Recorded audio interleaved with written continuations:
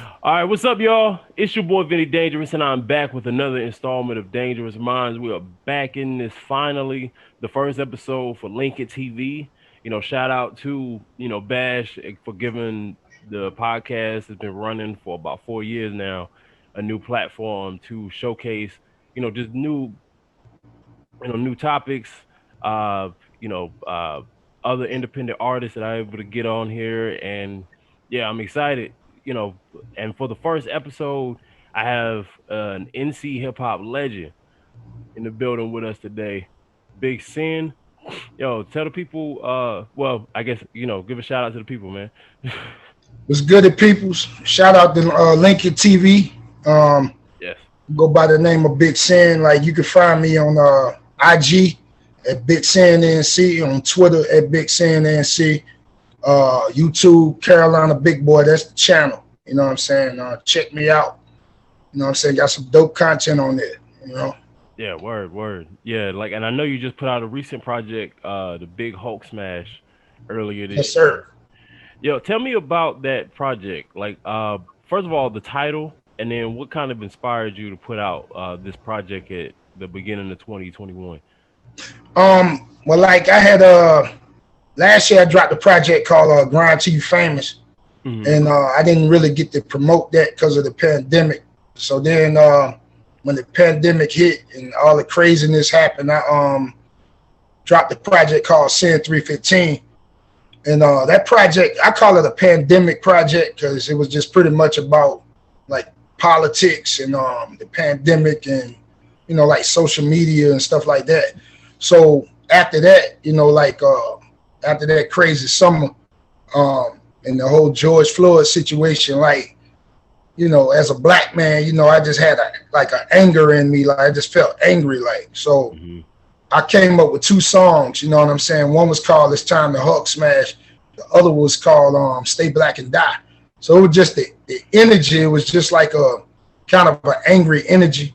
So that's why I just call it the Hulk Smash EP. You know what I'm saying? And I recorded the first two songs like at the end of 2020, but I didn't finish it until like the beginning of 2021.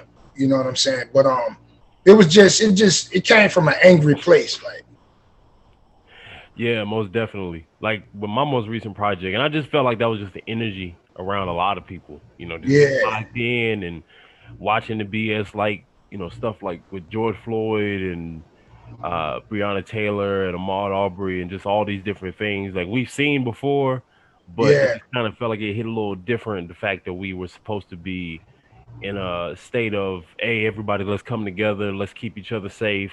But now you yeah, got the police on TV killing folks, just like normal, like nothing happened. yeah.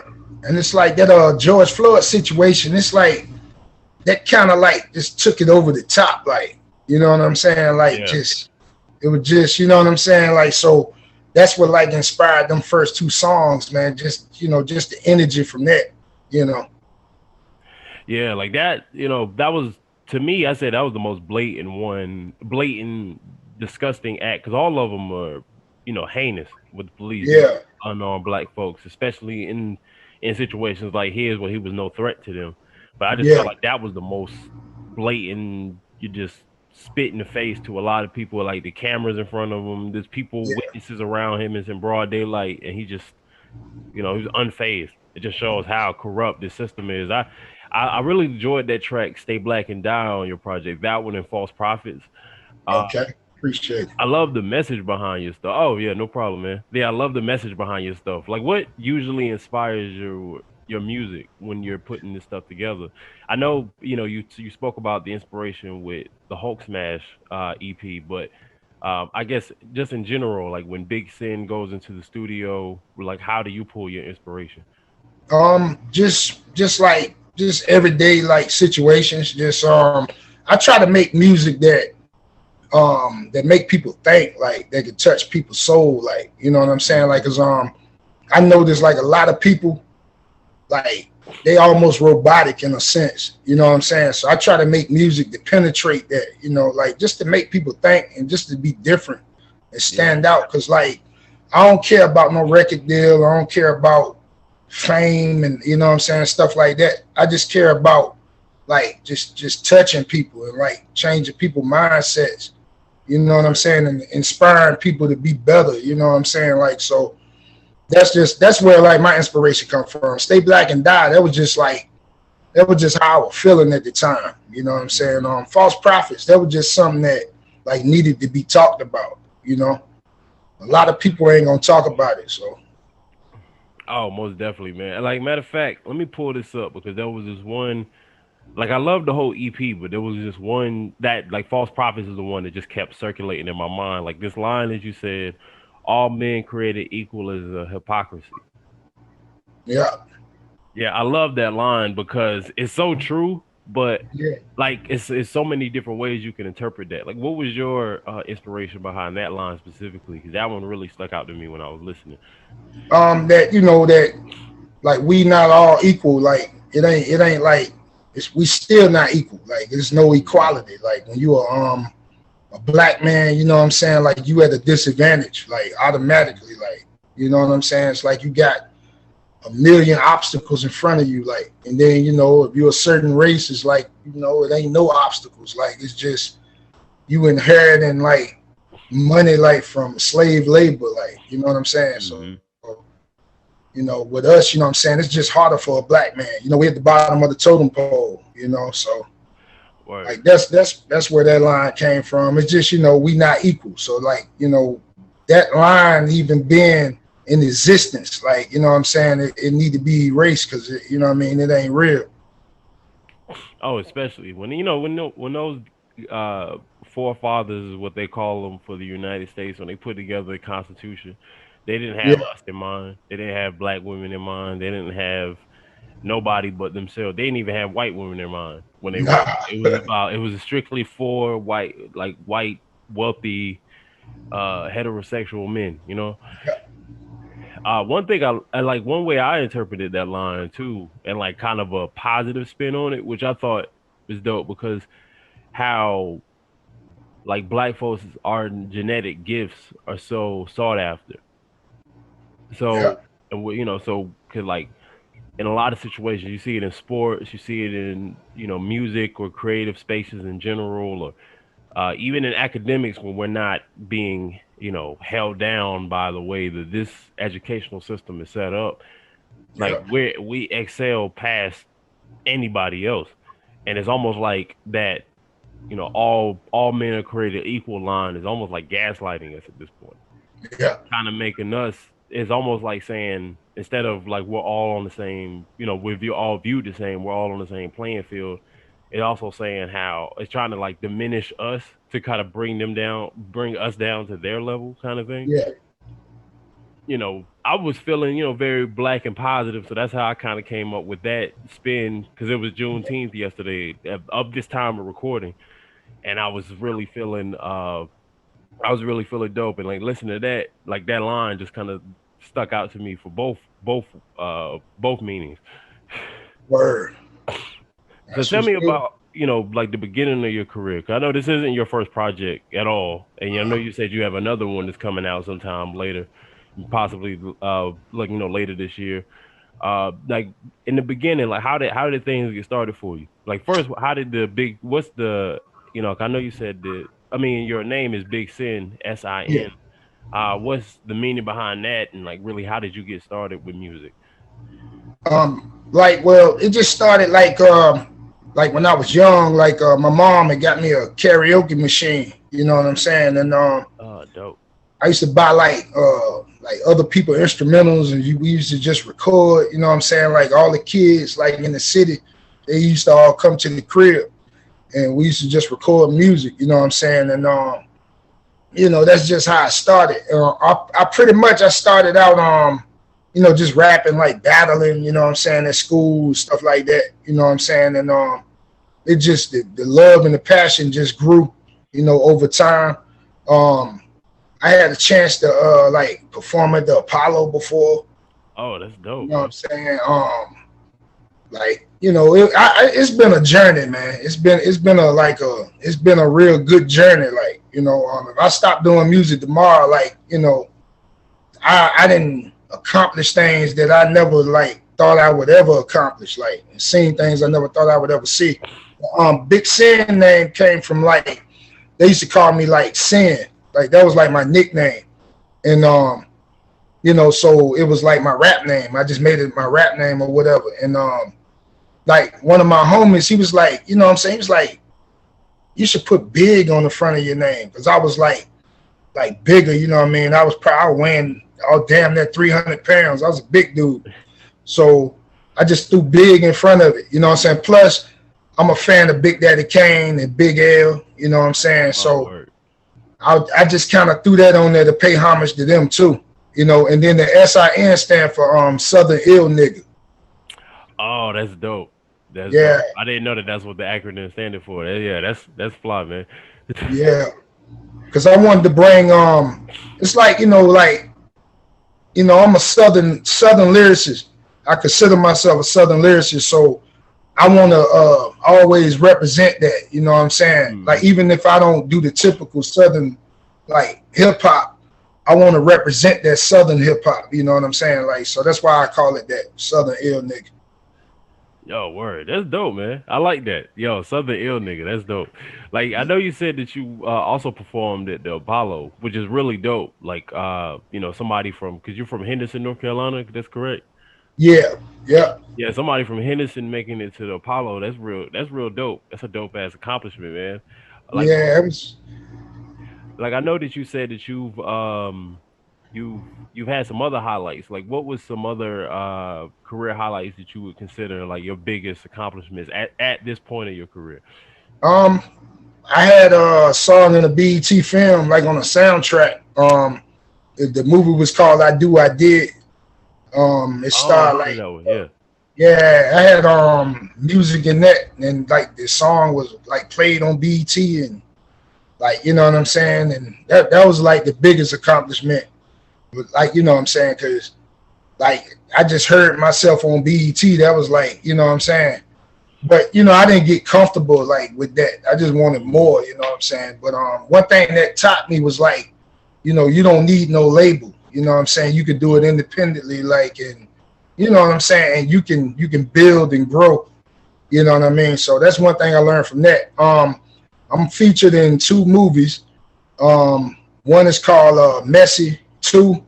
It's gonna be featured on Amazon Prime. It should be like out soon. Oh, wow. I'm featured in another film. The title they ain't got the title for it, but it's directed by Antoine Tanner. He was on Black Jesus and Coach Carter and One Tree Hill. Like, it's his directorial debut. Like, so I got a cameo in that too. So, you know, I'm excited about that. Like, you know what I'm saying? Yo, that's dope, man. Like, are you playing a part, or is it just like your music is featured in the movie? Well, in the movie Messy, I'm playing a petty crook named Lee. And I'm gonna have like, I think like 2 songs in the film, and then the other film, I'm playing like a guitar player. Like, I'm actually in the scene with Dominic Santana. He played Suge Knight on All Eyes on Me.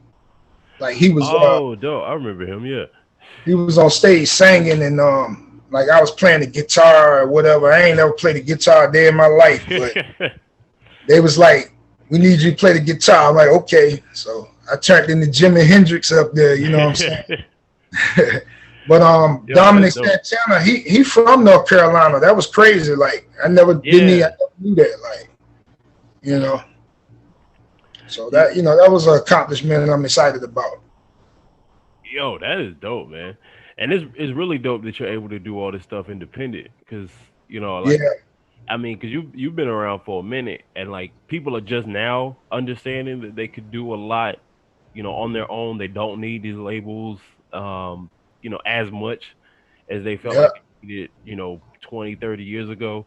But I mean, even now, like I could see, you know, I mean, even before you were able to do that, before like the rise of social media and the internet and things like that, and still being able to have your successes without having like major label backing, which is dope. Yeah. It's like you know, like I could have like signed with labels, man, like over the years, but I just never wanted to do that. You know what I'm saying? Because you know, like it just didn't feel right. You know, like I ain't want to, you know, give up. You had to give up a lot when you sign with a label. You know what I'm saying? You Yeah. give up ownership.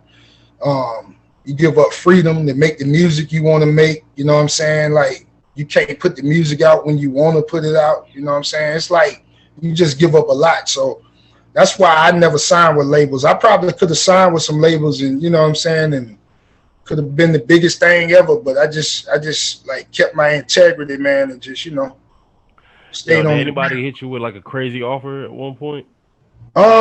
Well, I could have signed with like well, I won't say I had like a meeting with Rough Riders before. Like, Oh wow. like I met with the A&R one time and like just kicked it with them like for a whole day one time. You know what I'm saying? And then Wu-Tang Management, you know what I'm saying? Like, but it just didn't like I don't know, it just didn't feel right, you know, as far as like signing. Like it just didn't make sense. You know what I mean? Because you know, sometimes when you sign with labels and they already got a roster, it's like you got to get in line, you Yeah. know.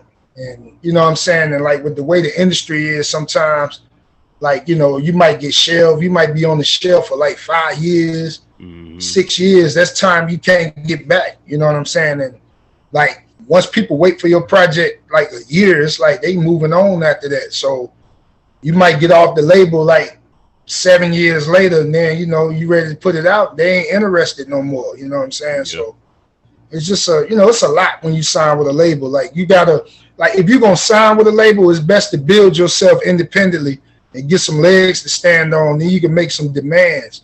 You know what I'm saying? Yeah. You can say, well, I signed this, but I want my project. I want a guarantee that my project dropping. You know, like Hmm. you just gotta know how to play the game. You know. Oh, word. It's funny you said that about Rough Riders. 'Cause I was like, I was listening to your stuff, and that I kind of heard that. Like, I could see that, you collaborating with guys like that. Is Yeah. that? I know you said that you also like were able to like open up for some artists. Like, talk about some of those opportunities. Like some of the people Um, that you've performed with. I opened up for Dej Loaf, Lloyd. I got that opportunity So, just grinding, you know what I'm saying? hmm. The promoters, you know what I'm saying, they had saw one of my videos and you know, they just reached out, was just like, you know what I'm saying, you want to open up for Dej Loaf and Lloyd. I'm like, hell yeah. Oh, So that's like dope. but you know, like it's just the harder you work, like, you know, opportunities will come. When you put in work and you grinding and you consistent, if sometimes it might feel like people ain't paying attention, but people paying attention. You know what I'm saying? Like, you know, when you make moves on your own and make things happen yourself, like, you know what I'm saying? That's when you get opportunities like that. I opened up for Peter Pablo and Pastor Troy last year, like last Oh, October word. at Oxfest. And you know, and like it's crazy because after the Days Love Lord situation, like you don't never think you're gonna get that opportunity again, and then it happened again. You know, it just came from just putting in work and grinding, like you know, Hmm. and being consistent. You know, like people see that, like you know, so Yo, word. That's dope, man. Like, yeah, because a lot of people think just because things aren't moving immediately, and that's yeah, something I see with a lot of. And then there was some problem I had early in my career too. Like people don't see it pushing like immediately. Like they don't see the results immediately. They don't think it's working, but a lot of yeah. people see. A lot of people see that you got things going on, and like they really watching your grind and your consistency. Yeah, because it's like I tell people, man, it's chess. It ain't checkers, man. Yeah. It's a marathon. It ain't a sprint. You know, because it's just like I started with like dropping EPs. The first one was Grind Till You Famous. So when I dropped that EP, my goal was to start building my audience. You know what I'm saying? And Hmm. like then I dropped that one. Then I dropped 315. Then I dropped the Hook Smash. But with each EP that I dropped, it's like you know my bass grew, you know, more and more. Like it's Hmm. like you know my buzz went to another level with each one. So like with the next EP, I'm striving to take it to another level. You know what I'm saying? But it's like it just takes time. It's just like building a house. You know what I'm saying? Hmm. You just got to keep building and keep adding. You know what I'm saying? You start with your foundation, put your walls up, You know what I'm Mhm. saying? And then you get you a ceiling, and you just got to build. You know? Yo, definitely. Yeah, you can't. You got to have a solid foundation before the house, Yeah, before the house could even be built. To be honest, or it's gonna come crashing down. So a lot of folks worried about the roof and they ain't got the floors. yeah, big facts. So True. Like I was gonna ask you, since you've been around for a minute and you've kind of been watching the scene, with how the music stuff has been going with just the North Carolina scene or like the music scene in general. Like, what is like?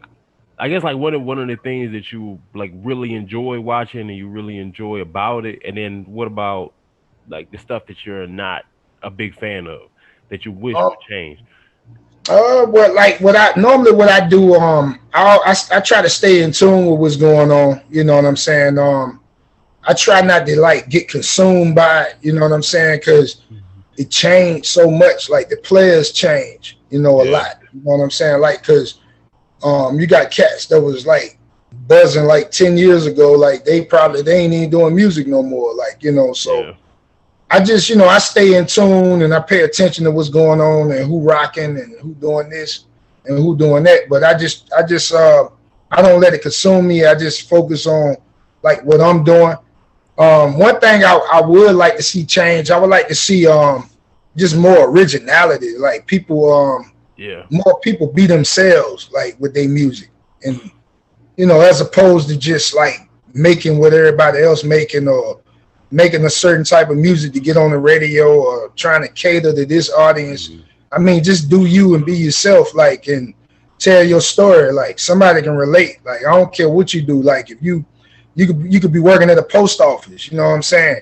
Somebody can relate. Like and just tell your story. I just wish it was more of that because there's a lot of artists. It's like I don't really feel like I know who they are. You know what I'm Yeah. saying? Like as people, like a Jay-Z, you feel like you know him. Hmm. A J. Cole, you feel like you know him. Kendrick Lamar, you feel like you know him. You know what I'm saying? Like even somebody like the Baby or like Moray, artists like that, you feel like you know who they are because you kind of know their story. Like I Hmm. just wish more artists would do that. You know what I'm saying? And I think that would like take the culture like to another level. Like if it was Oh more yeah. of that. You know? Yeah, and that's a big issue. I've, just watching the music scene in North Carolina, or just in general. Like, I feel like there's a Mhm. problem just all through the industry because like Yeah. now people are saying, well, you have to be one way. Like before, it used to be like, well, you had to have your own style or you were whack because you were biting off somebody else and nobody would really rock with you because you were Yeah. copying from the next man. But like now, it's like unless you are copying the blueprint that's already out there, like they won't even really give you the time of day. Yeah. And what people don't realize is like, when you be yourself and you do you, like it's just people will respect you so much more. Like, because when Right. you follow, like you following and doing what everybody else doing, eventually that trend gonna die. So then you're gonna be lost. You know what I'm saying? Then Hmm. like when you hop on the next wave, you're gonna look like a bozo over time because it's like you ain't original. Like, you know what I'm saying? You don't have no identity. But when you do you and be yourself, you can make music forever. Like, you know what I'm saying? Because Hmm. people will like invest in you and get to know who you are. So when you drop projects, that's what they want. They want that. They want what they invested in. You know what I'm saying? A It's lot of just people are using social media to compensate for that part. Like yeah, they're putting their whole lives on, yeah. these social platforms because they don't express enough of themselves in the music. But like to me, like some of that it just ain't. I don't know, man. Some of that ain't authentic. Like to me, like Oh no. I don't know. Because I was talking to somebody else and they had said that like a lot of the artists, they use social media for people to get to know them, but some of that ain't authentic. You know what I'm saying? Like Hmm. because you could be anything you want, like on social media. Hmm. You can show people whatever you want them to see, like type deal. But Oh yeah, it's real bad. Like it's because it's all about getting the most attention. So yeah, it's not about telling my authentic story. It's about trying to get as much likes, as much views and plays or whatever it is as possible. yeah, So it's really just I'm gonna give you whatever I think they want from me versus Yeah, I actually am. yeah, I could dig that. That's true. And I especially just with reached out. streaming now, like I've noticed one of my biggest issues with streaming is that Yeah, because it's all about how many plays and like being able to post your stats and stuff like that, it's not the same as somebody really loving you that much or loving your music that much that they're willing to stand in line at Best Buy for it to yeah, drop on the day. Now it's all about getting as much attention so you could post that little thing online to say, hey, I got this many views in 24 hours. Like, how do you feel about streaming as far as like that change in the music industry? I feel like it's like it's a ripoff, like especially for the artist. You know what I'm saying? Hmm. Like the artist getting raped at the end of the day. You know what I'm saying? And but it is what it is. You know what I'm saying? Hmm. Like you just got to find a loophole. Like my next project I drop, it's gonna be on streaming platforms, but I'm gonna have it on Bandcamp too. Yeah. Like where people can download it. You know what I'm saying? Because it's a lot of cats that what I'm saying. They still want to download them MP3s. You know what I'm saying? So Hmm. I'm gonna put it on Bandcamp and I'm gonna put it on like some other sites where they can download it. Like kind of like more direct. As Yeah. far as like the revenue. You know what I'm saying? Because with the streaming, it's like you waiting and then when you get paid, you looking at it like, what the hell is this? You know what I'm saying? It's ridiculous. Like, Yeah, a million streams don't add up to nothing when you finally get that check in the mail. yeah, but it's Yeah. like you just gotta, I don't know. I just try to find like loopholes, just different ways to just kind of get around it in a sense. You know what I'm saying?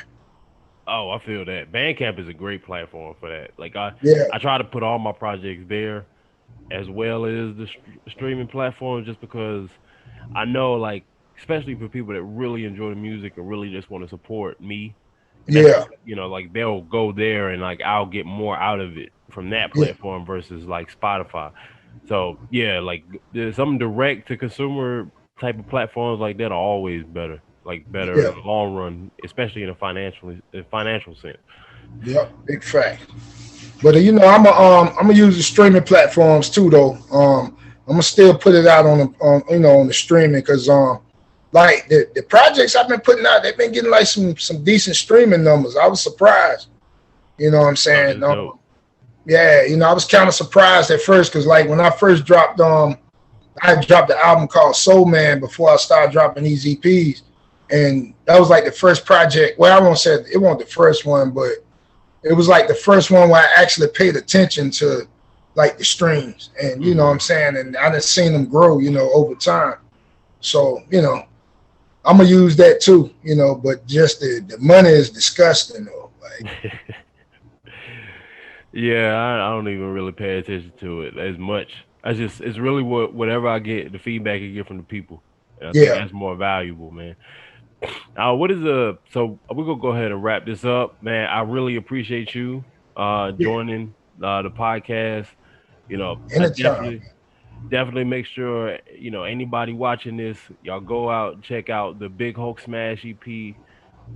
When's your next project dropping? I'm gonna try to have it drop like maybe like in the next. I'm gunning for like the next month or so. You know what I'm saying? I Oh, want to try to word. drop it like in July. You know what I'm saying? Like early August, something like that. It's coming soon though. I done already started the creative process. Um, I ain't decided on the title yet, but I'm gonna get the cover art done like next week. So I'm just like keeping it moving, man. Just keeping it going. You know what I'm saying? The music is coming out crazy though. You know. Oh, definitely, man. I can't wait to check that one out too. Make sure y'all check out all of his projects because the man's a legend and he's always gonna give you quality whenever you tune him in. So, yo, much success to you, man, and I look Appreciate forward it. to the thing you do next. But until next time, it's your boy Vinnie-Dangerous, Big S.I.N. See y'all next time. Much love. Salute. A few weeks ago, they told me to keep my distance. I don't like yo anyway. Call, get it stepping. When I started spitting, new one did it would be a weapon with my flow so infectious. Anybody can get it. Who am I?